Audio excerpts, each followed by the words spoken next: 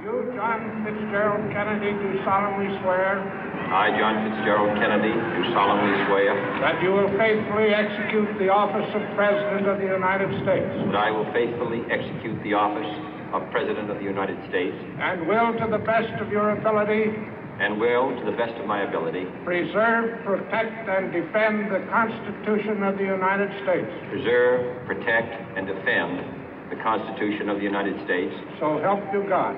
So help me God.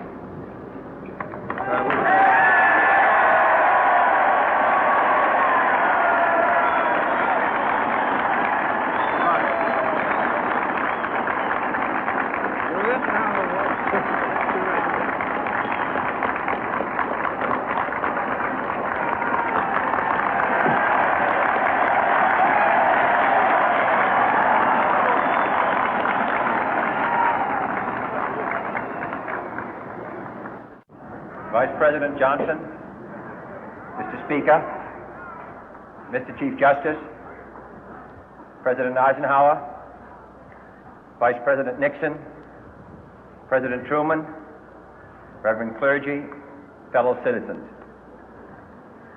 We observe today not a victory of party, but a celebration of freedom, symbolizing an end as well as a beginning, signifying renewal as well as change.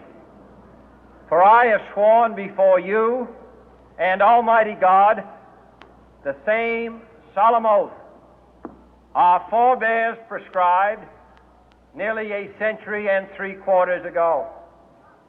The world is very different now, for man holds in his mortal hands the power to abolish all forms of human poverty and all forms of human life. And yet the same revolutionary beliefs for which our forebears fought are still at issue around the globe. The belief that the rights of man come not from the generosity of the state, but from the hand of God. We dare not forget today that we are the heirs of that first revolution. Let the word go forth from this time and place to friend and foe alike that the torch has been passed to a new generation of Americans born in this century, tempered by war, disciplined by a hard and bitter peace, proud of our ancient heritage, and unwilling to witness or permit the slow undoing of those human rights to which this nation has always been committed and to which we are committed today at home and around the world.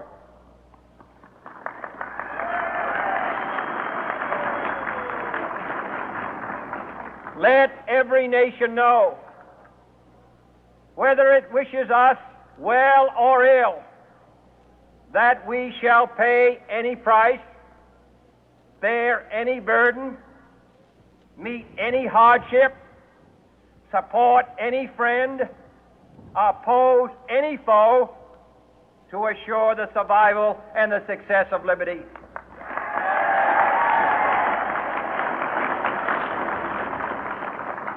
This much we pledge and more.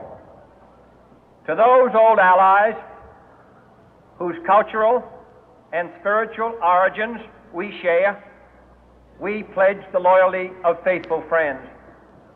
United, there is little we cannot do in a host of cooperative ventures.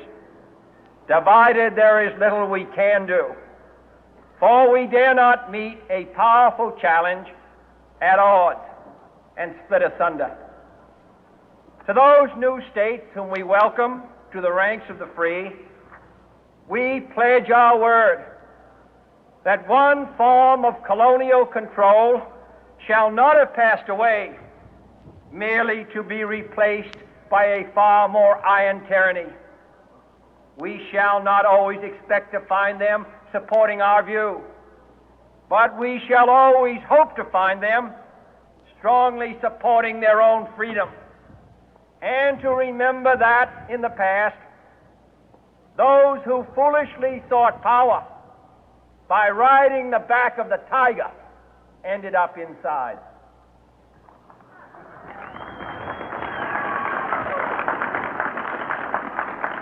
To those people in the huts and villages of half the globe struggling to break the bonds of mass misery, we pledge our best efforts to help them help themselves for whatever period is required, not because the communists may be doing it, not because we seek their votes, but because it is right. If a free society cannot help the many who are poor, it cannot save the few who are rich.